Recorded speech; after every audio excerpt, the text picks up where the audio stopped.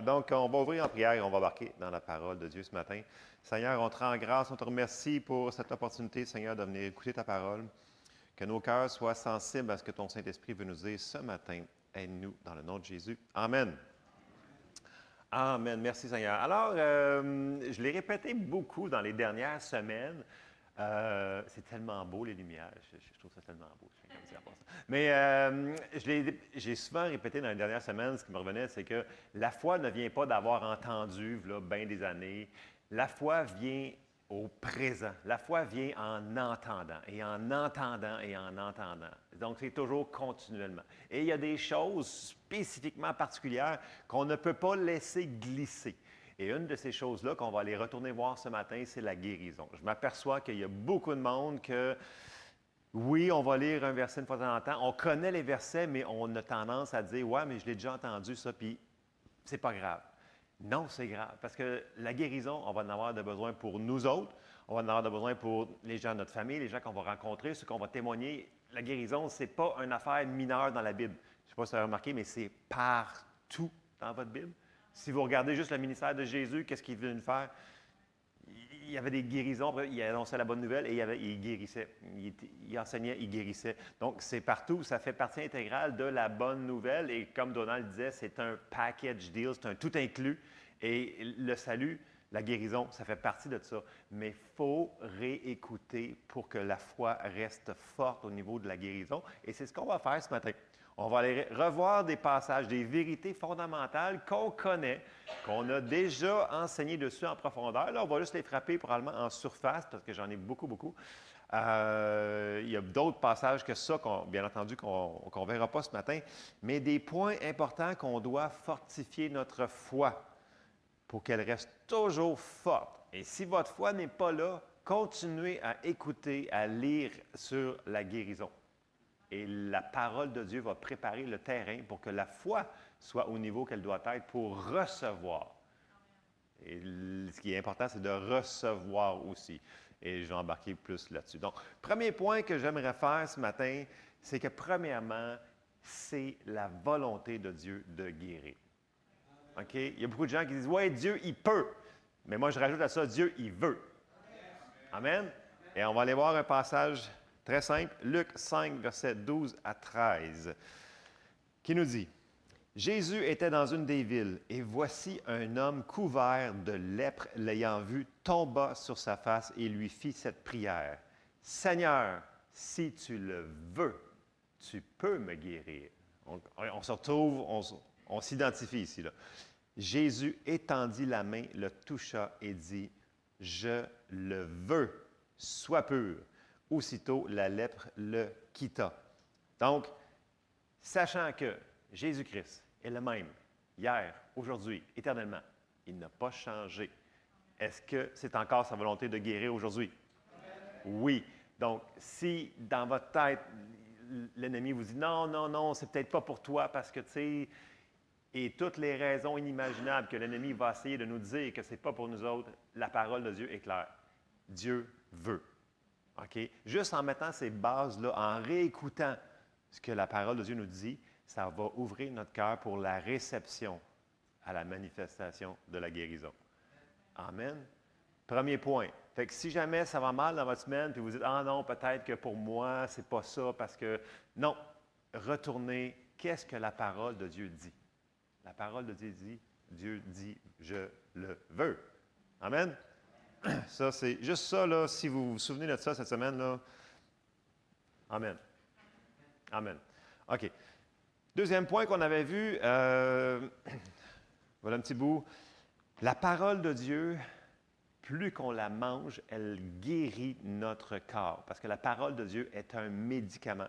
Et on va aller voir le passage dans Proverbe 4 et au verset 20, qui nous dit, « Mon fils, sois attentif à mes paroles, prête l'oreille à mes discours, qu'ils ne s'éloignent pas de tes yeux. Garde-les dans le fond de ton cœur, car c'est la vie pour ceux qui les trouvent, c'est la santé pour tout leur corps. » Et je sais que dans nos traductions de Bible, c'est marqué santé, mais si vous retournez dans une concordance et vous allez voir dans l'hébreu, c'est le mot pour remède, médicament. C'est ce qui est traduit ici. Donc, c'est un médicament pour tout leur corps. Donc, quand on lit notre Bible, la parole de Dieu, ça rentre à l'intérieur de nous autres. La parole de Dieu, elle est vivante. Ce n'est pas un livre mort. Quand on lit ça, on rentre de la vie à l'intérieur de nous autres, dans notre esprit. Et la parole de Dieu va nous guérir. Psaume 107 au verset 20 nous dit, il envoya sa parole et les guérit. Il les fit échapper de la fosse. Et je sais qu'il y a des gens qui essayent d'avoir des fois par la prière ce que seule la parole de Dieu va faire. Et il faut prier, là. Je vous encourage, prier le plus possible, prier. Mais il faut aussi rentrer la parole de Dieu dans nos cœurs. Donc, ça prend les deux. Et on ne peut pas se passer de la parole. Et vu que c'est un médicament, mais comme n'importe quel médicament que vous prescrivez, si vous laissez votre Bible sur votre table de chevet, elle ne vous fera rien. Il va falloir l'ouvrir, la manger. Il va falloir écouter des enseignements, il va falloir la méditer. Donc, il faut faire la même affaire qu'on ferait si le médecin vous dit « Prends ça 3 fois par jour ». Est-ce qu'on va le faire? C'est ça l'affaire, c'est que la plupart des gens disent « Je connais ces versets-là, amen ». Puis là, je dis « OK, est-ce que tu le fais cette semaine? » « Oh boy, bien, j'ai une semaine occupée. » Voilà. Est-ce qu'on va faire la parole de Dieu et la rentrer, la manger comme ça nous dit qu'on doit la manger? C'est un autre point à faire. Ça nous dit qu'on doit mettre la parole en pratique, sinon on se trompe nous autres mêmes. Et qu'on connaît ces versets-là, mais on doit le faire. Fait que, mangeons la parole de Dieu, elle va faire un effet dans notre corps. Amen. Troisième point que je voulais frapper, c'est « Parce qu'un esprit fort va nous soutenir ». Proverbe 18, 14 nous dit « L'esprit de l'homme le soutient dans la maladie, mais l'esprit abattu, qui le relèvera? » La vie de Dieu est dans notre esprit. Okay? Il vit là, okay, dans notre esprit. Et la vie vient de l'intérieur vers l'extérieur. Oui, le Saint-Esprit peut venir sur nous autres, bien entendu. Il y a des situations qui viennent sur nous autres. Mais en règle générale, la manière qu'on fonctionne, on fonctionne de l'intérieur vers l'extérieur. Donc, la vie de Dieu est déjà à l'intérieur de nous autres. Et plus que notre esprit est fort, bien, plus que ça va affecter notre corps. OK? C'est comme ça que ça fonctionne. Puis comment on va faire pour avoir un esprit fort? Bien, il va falloir qu'on mange la bonne parole et non des choses qui ne sont pas la parole de Dieu, qui sont remplacées. Et il y a beaucoup de choses qui ne sont pas la parole de Dieu. Il y a beaucoup de choses dans les médias, dans les télévisions présentement qui se disent que c'est des choses chrétiennes, puis c'est comment je vous dirais ça? Des illustrations, mais ce n'est pas la parole de Dieu. Donc, je sais que ça peut être, dans le temps de Noël, il y a beaucoup de choses qui ressemblent, qui disent « Ouais, mais regarde, c'est chrétien. » Je dis « Oui, mais il n'y a aucune parole de Dieu là-dedans. » Ou s'il y a une parole, c'est un morceau d'une parole. Donc, pour moi, ce n'est pas de la nourriture, ça. C'est du entertainment. C'est correct d'avoir du entertainment, mais du divertissement, ce n'est pas ça qui va te nourrir fort dans ton esprit. Parenthèse comme ça, parce que il y a des gens qui me suggèrent des films, je fais comme « Oh boy! » J'ai dit « Non, moi, je n'ai pas le temps pour écouter ça. » En tout cas, bref. Soyons sages dans ce que l'on met devant nos yeux, parce que ça va soit nous nuire ou soit nous aider. Un des deux. Soyons sages sur ça. OK. 1 Timothée 4, verset 6 nous dit « En exposant ces choses aux frères, tu seras un bon ministre de Jésus-Christ, nourri des paroles de la foi et de la bonne doctrine que tu as exactement suivies. Repousse les contes profanes et absurdes. » Nous devons constamment manger la bonne nourriture de la parole, de la foi.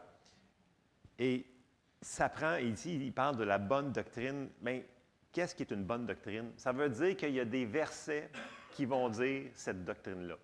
S'il n'y a pas aucun verset dans la phrase ou dans ce qui vient de vous être mentionné ou proposé ou dit, ce n'est pas la bonne doctrine.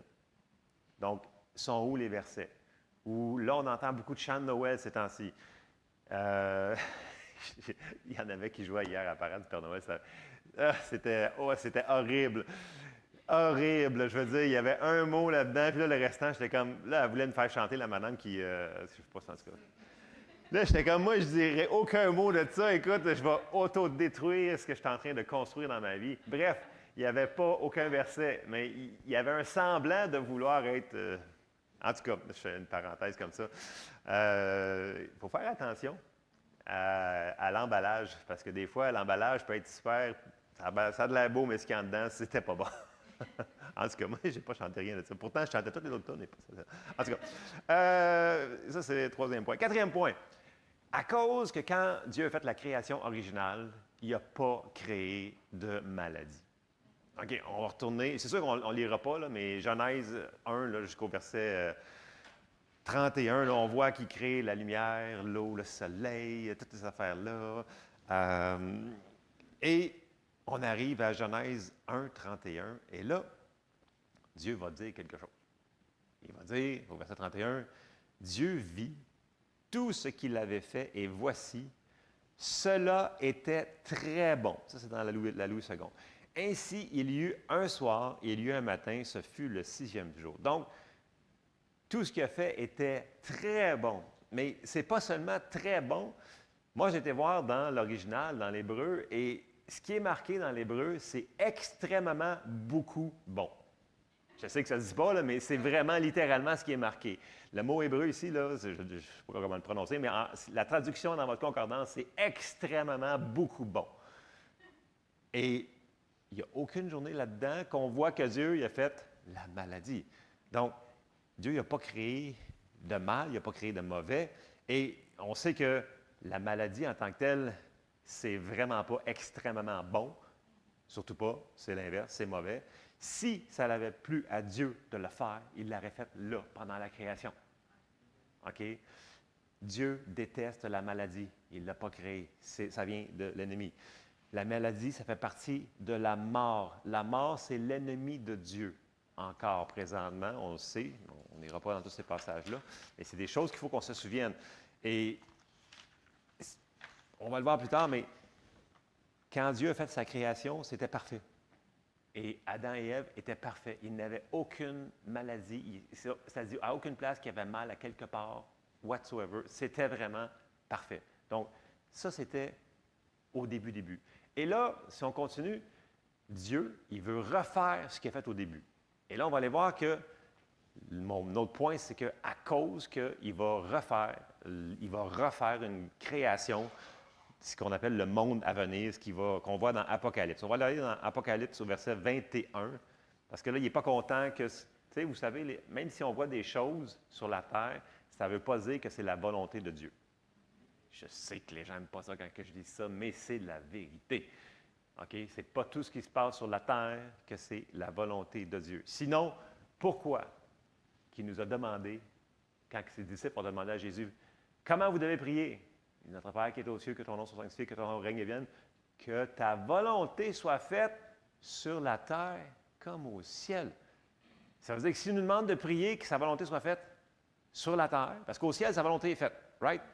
Au ciel, là, il n'y a pas de maladie, il n'y a personne qui est fatigué, il n'y a personne qui a mal à la gorge, il n'y a personne qui a whatever. Parce qu'il n'y a personne pour contredire la parole de Dieu et sa volonté. Ici, il y a encore quelqu'un qui s'appelle le diable, qui va s'amuser avec ses petits amis à faire du trouble et à apporter la maladie. Donc, il nous demande de faire quelque chose. On a quelque chose à faire pour enlever la maladie, pour se résister à la maladie. Il va falloir être agressif. OK? C'est les violents qui s'emparent du royaume de Dieu. Ce n'est pas les mous. OK? On va aller voir Apocalypse 21. Juste pour vous mettre en contexte, parce que des fois, on est trop mou. On laisse. On dit, OK, c'est correct, ça, je peux vivre avec ça. Non. Comme je disais mercredi passé, j'ai dit, on met notre foi sur tout ce qui bouge. Si ça n'a pas d'affaire d'être là, on se bat contre ça. On refuse la maladie. Amen. Ce n'est pas de Dieu. Ce n'est pas lui qui l'envoie. OK? Fait que ça, c'est une autre théologie. Ah, mais peut-être que Dieu m'envoie ça pour être plus... Pour être plus quoi? Pour être plus fatigué? Pour payer plus d'argent de médicaments? Voyons, il n'y a aucun bon sens dans ces affaires-là. Fait qu'il faut enlever ces affaires-là. Ouais, mais ça va peut-être m'envoyer à l'hôpital. Je vais pouvoir témoigner pour quelqu'un. Comme disait M. Charbonneau, il y a des heures de visite à l'hôpital. Donc, vous n'avez pas besoin d'être malade pour rentrer là. Il vous laisse rentrer comme vous voulez. Mettez juste un masque à cette heure, parce qu'il faut mettre un masque depuis quelques temps. Ah, Seigneur. OK, Apocalypse 21, j'y vais. C'est important, ces choses-là, là, de défaire les traditions qui sont ancrées dans la société chrétienne. C'est dommage. Apocalypse 21, verset 1. Puis je vis un nouveau ciel et une nouvelle terre, car le premier ciel et la première terre avaient disparu et la mer n'était plus. Et je vis descendre du ciel, d'auprès de Dieu, la ville sainte, la nouvelle Jérusalem, préparée comme une épouse qui s'est parée pour son époux. Et j'entendis du trône une voix forte qui disait, « Voici le tabernacle de Dieu avec les hommes. Il habitera avec eux, ils seront son peuple, et Dieu lui-même sera avec eux. Il essuiera toute larme de leurs yeux, et la mort ne sera plus. Il n'y aura plus ni deuil, ni cri, ni douleur, car les premières choses ont disparu. » Donc, Dieu va tout restaurer le plan original qu'il avait fait dans le jardin. En attendant, il nous demande de faire quelque chose. Il nous demande de prier, il nous demande de résister, il nous demande de prendre autorité sur la maladie parce qu'elle ne vient pas de lui. Parce qu'il veut que sa volonté soit faite sur la terre. Mais comment il va le faire? Par nous autres, l'Église qui est son corps. Si on ne fait rien, il n'y a rien qui va se faire. C'est pour ça qu'il ne faut pas être nonchalant. C'est pour ça qu'il faut avoir des versets pour être sûr de croire ces choses-là. Puis pas juste une fois de temps en temps se nourrir sur la guérison. Non, il va falloir qu'on le fasse constamment, constamment. Parce que vous savez, les gens, quand ils entendent, quand ils voient des guérisons, les gens qu'on témoigne puis qui ne veulent rien savoir depuis tellement d'années, mais quand ils voient quelque chose, ils sont plus ouverts. Alors, parle-moi donc de ton Jésus, là, déjà, là, que tu me parles depuis tellement longtemps, fatigant, là, puis là. Tout d'un coup, whoop, quand ils voient une guérison, là, ils sont comme, là, il se passe quelque chose. Donc, la guérison, en anglais, c'est the dinner bell of salvation, ça se traduit la cloche qui annonce le salut. Voilà.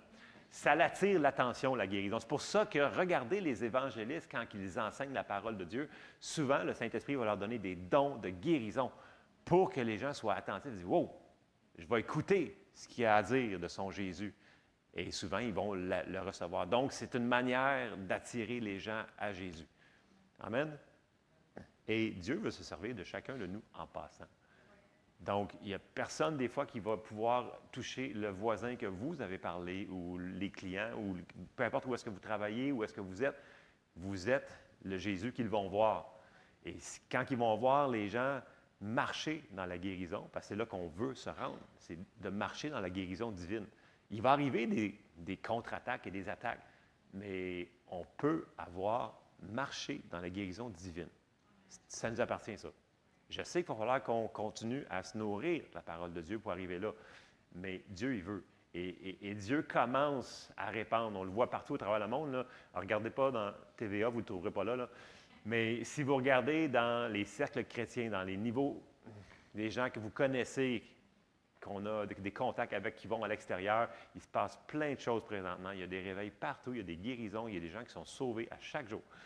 Il y a beaucoup de choses qui se passent et ce qui commence à arriver, ce qui se passait là une centaine d'années, l'onction du Saint-Esprit qui était répandue, mais ça commence à recommencer aujourd'hui. Et il faut s'en attendre ici, aujourd'hui, dans notre assemblée, nous autres. Moi, je m'attends que les dons reviennent en manifestation plus forte qu'ils n'ont jamais été. Il faut le désirer. La parole nous dit « désirer ardemment ». Chercher l'amour en premier. Désirer ardemment les dons.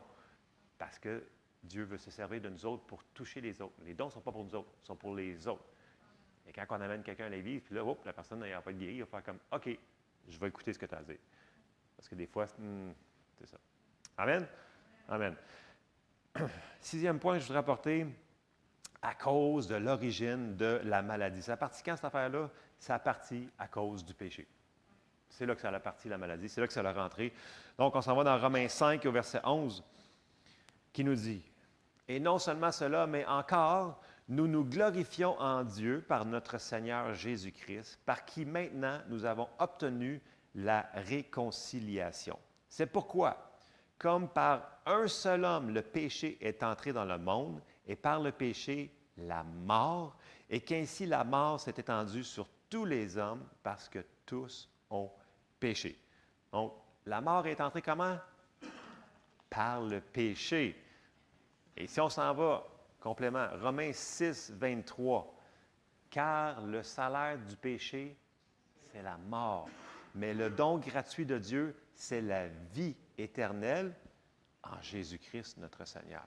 Donc, la maladie, la pauvreté sont différents degrés de la mort. C'est ça, grosso modo, la mort. Et j'ai ressorti la citation de John Alexander Dowie, si vous le connaissez, ministère dans les années 1900 en Australie, qui a eu la réalisation que Dieu guérissait encore aujourd'hui. Et dans ce temps-là, il y avait une grosse plaie. La plaie, en anglais, c'est de bubonic plague. Je ne sais pas comment le traduire en français. Bref, tout le monde mourait.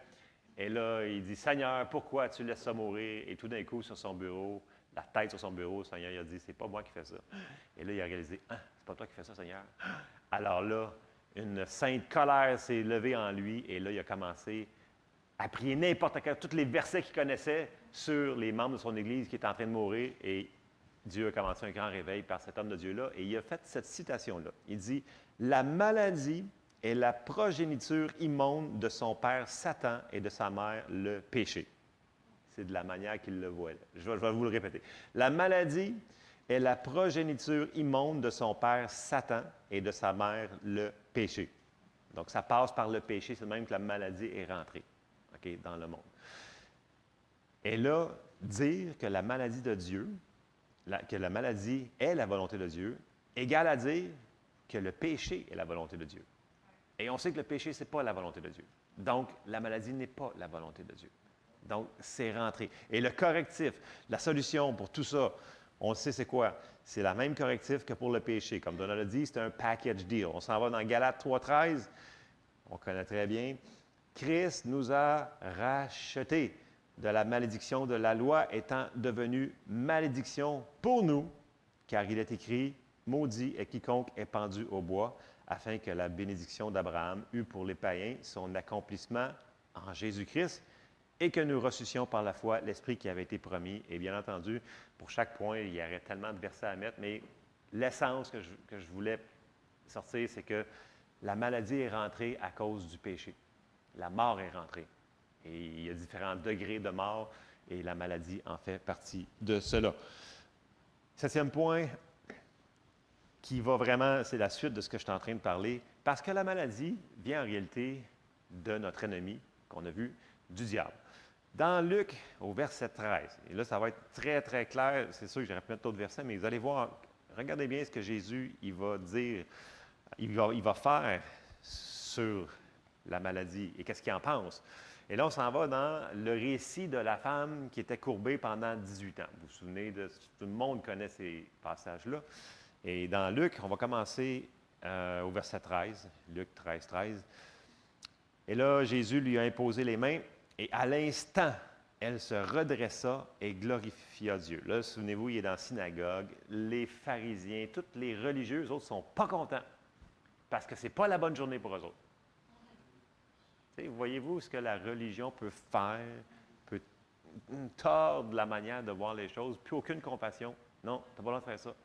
Ça fait 18 ans que la madame a souffle là. Hello, c'est-tu le temps? Je pense que c'est le temps, là. OK.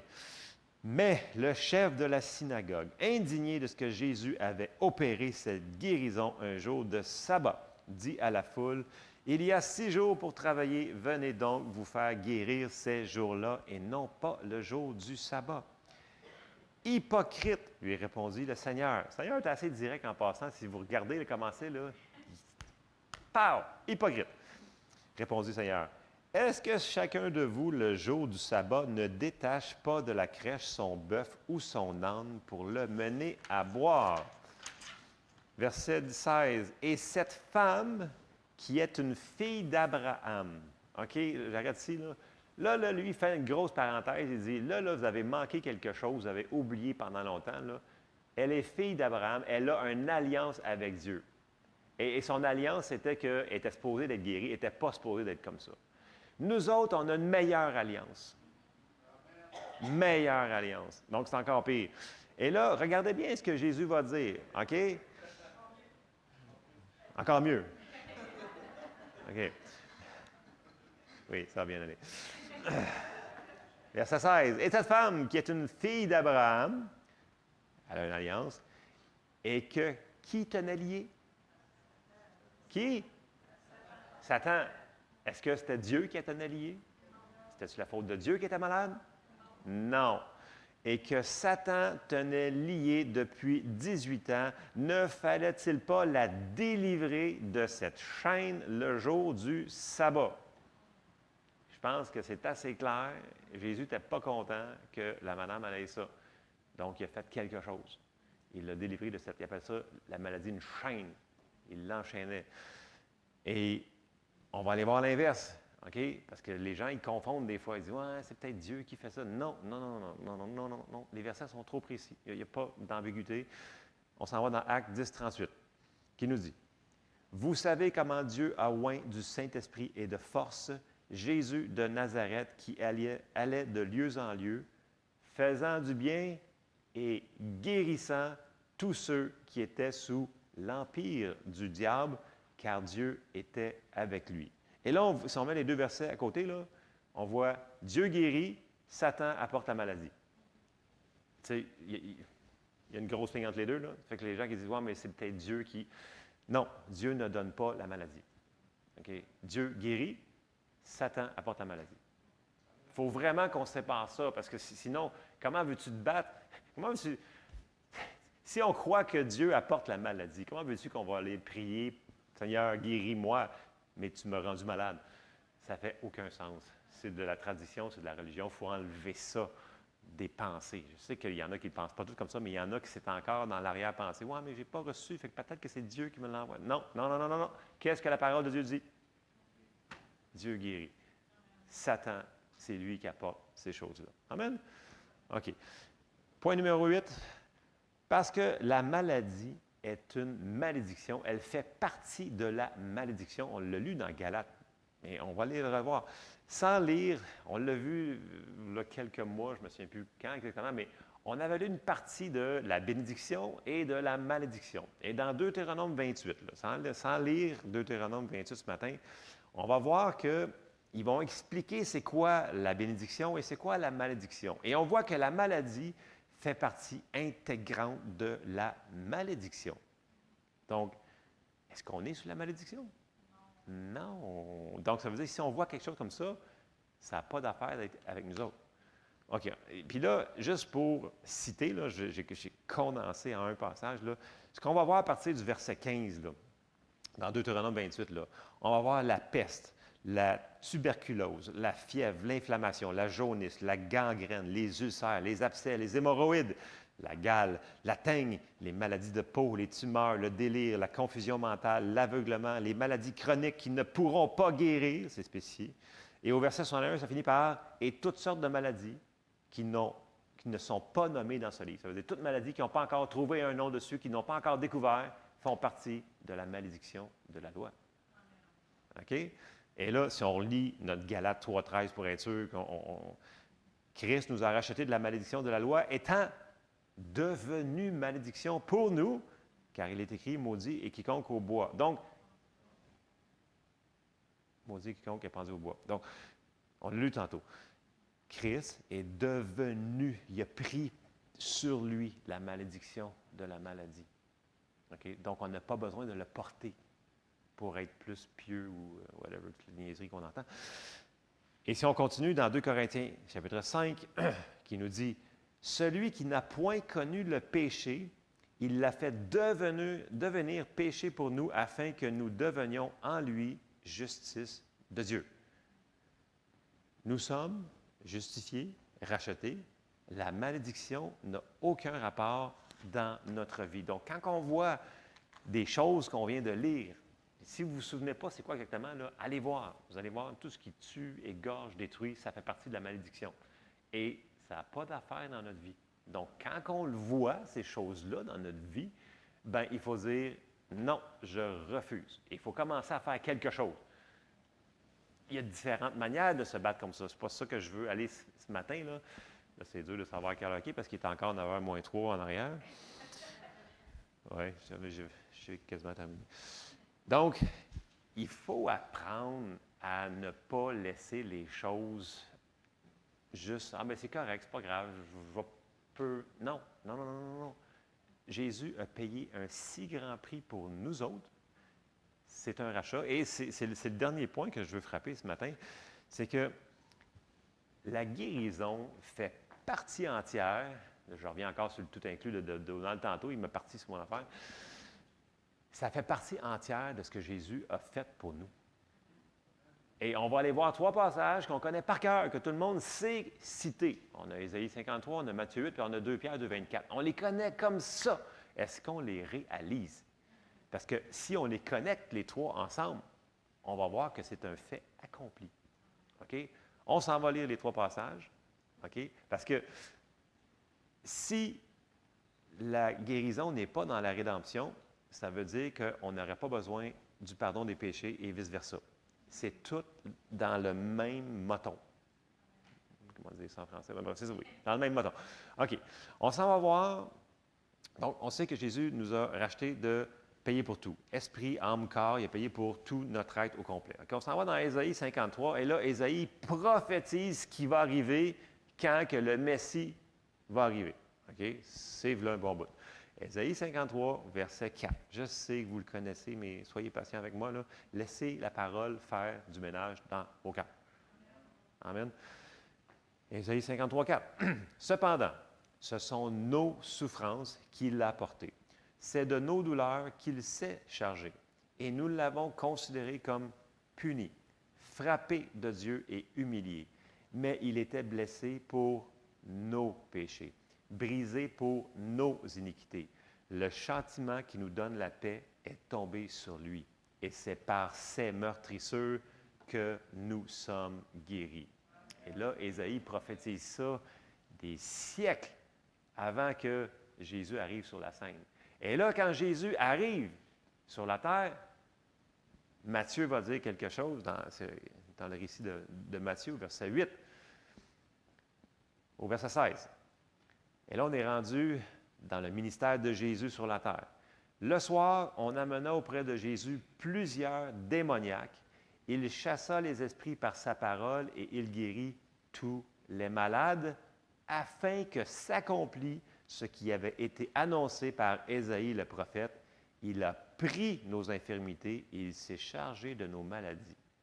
Il est venu sur la terre pour accomplir ce qui était fait, qui avait été préparé pour lui. Et là, si on continue, on avance pour finir ce qui va ensemble. Pierre, il va parler au passé. Il dit ça, là, c'est ce qui nous appartient aujourd'hui, ça a été accompli. OK? 1 Pierre 2, 24. C'est des passages qui sont pas, qu'on connaît, là.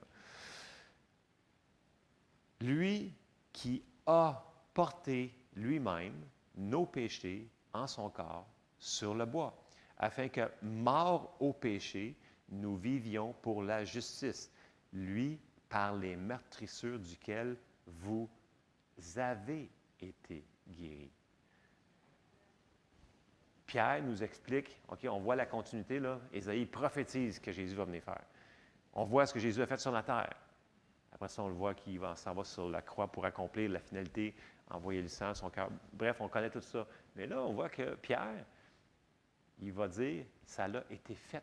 Et on est dans la même Église que Pierre a écrit. Donc, la même Église, c'est-à-dire que pour nous autres, c'est un fait accompli. Fait que les gens me disent, ouais, mais si c'est un fait accompli, comment se fait que c'est pas automatique? Bien, il y a plusieurs raisons, mais moi, je ramène toujours ça au salut. Pourquoi que les gens ne sont pas sauvés automatiquement? Bien, parce qu'ils doivent le recevoir. Puis il y a différentes manières de recevoir la guérison. Je ne veux pas embarquer là-dedans ce matin, mais on sait que c'est disponible, que Dieu le veut. Puis, tu sais, on ne peut pas enlever le pardon. Tu sais, dans le même verset qu'on vient de lire dans 1 Pierre, là, ça parle du pardon des péchés et de la guérison. C'est dans le même verset, là. Alors, pourquoi que les gens enlèvent la partie de la guérison du verset? On n'a pas le droit. On ne peut pas partir juste... On ne peut pas prendre une partie du verset et dire « Ah oui, c'est beau, on est sauvé, on est guéri par...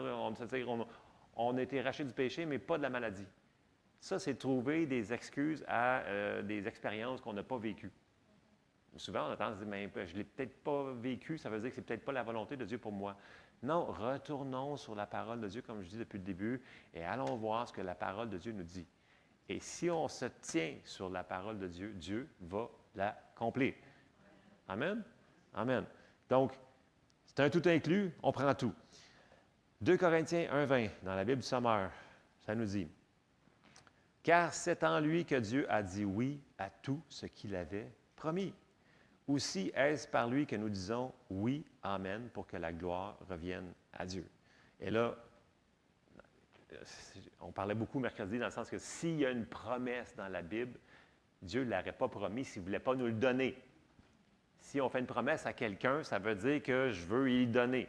Si ma parole a moindrement de poids dans votre vie, est-ce que la parole de Dieu a assez de poids dans notre vie pour recevoir ce qu'il nous dit de faire et de trouver ce que Dieu veut dans notre vie, ce qui est la vie et la vie en abondance. Jessie a parlé du bon berger. Et est-ce que le Seigneur est notre bon berger? Je pense que le bon berger, il est vraiment le meilleur des bergers du monde. Et une de ses qualificatifs, c'est qu'il est venu pour nous donner sa vie en abondance. Et la guérison fait partie de ça. Donc, je vais juste réviser rapidement ce qu'on a vu ce matin, là. C'est la volonté de Dieu de guérir. La parole de Dieu, c'est un médicament. Un esprit fort va nous soutenir. La création originelle nous montre que Dieu n'a pas créé de maladie là-dedans. Il va rétablir, il va recréer le monde à venir sans maladie. Donc, tout va être réparé. À cause de l'origine de la maladie, parce que la maladie vient du diable et non de Dieu, la maladie est une malédiction et la guérison fait partie de notre rédemption. Donc, la guérison nous appartient aujourd'hui. Il faut apprendre, il faut continuer à se nourrir. Je sais que je suis très répétitif depuis quelques mois. Je regarde mes messages, je fais comme, wow. Je dis, OK, il doit avoir revu. Parce que le Seigneur, il veut que, tu sais, des fois, on écoute, mais on n'entend pas. Donc, c'est important de continuer à méditer la parole de Dieu, de se la dire à nous autres, pour qu'elle puisse, que notre cœur soit réceptif et que ça puisse germer et porter du fruit. Amen? Amen. Donc, c'était ce que j'avais pour vous ce matin. Écoutez, je vous encourage, je sais que tout le monde fait face à des choses là-dedans. Peut-être qu'une autre fois, ce sera différentes manières qu'on a vues pour recevoir la guérison, mais voilà, on va terminer sur ça ce matin. Oui, Jess. Oui.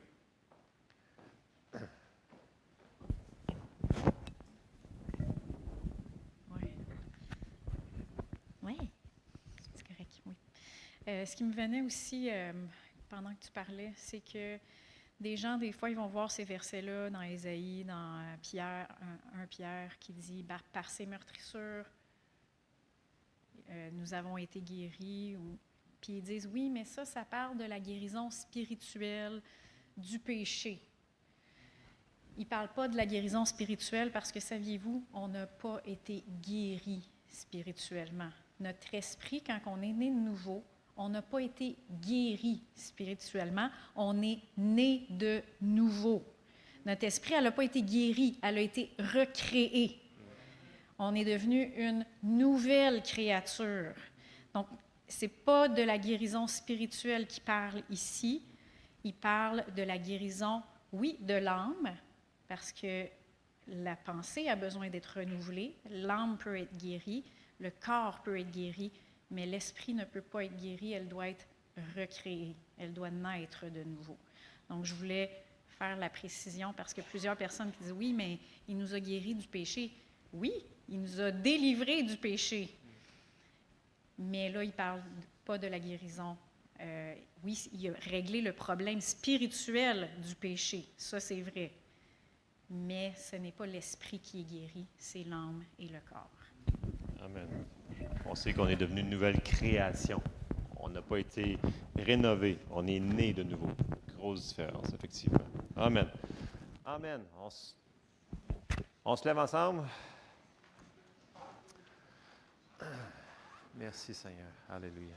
Merci, Jésus. Gloire à Dieu. Merci, Seigneur.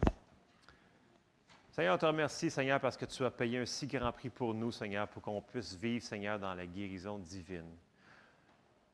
Aide-nous, Seigneur, à recevoir ce que tu as pourvu pour nous, Seigneur, qu'on puisse marcher dans tous les bienfaits que tu as payé un si grand prix. On te remercie, Seigneur. Dirige chacun d'entre nous, Seigneur. Fortifie ceux-là qui sont fatigués dans leur marche. Je te demande de les aider, Seigneur, à s'accrocher à tes promesses, Seigneur. Et on te remercie d'avance pour tous les miracles que l'on va voir ici, dans cette famille locale, dans le nom de Jésus. Amen. Soyez bénis.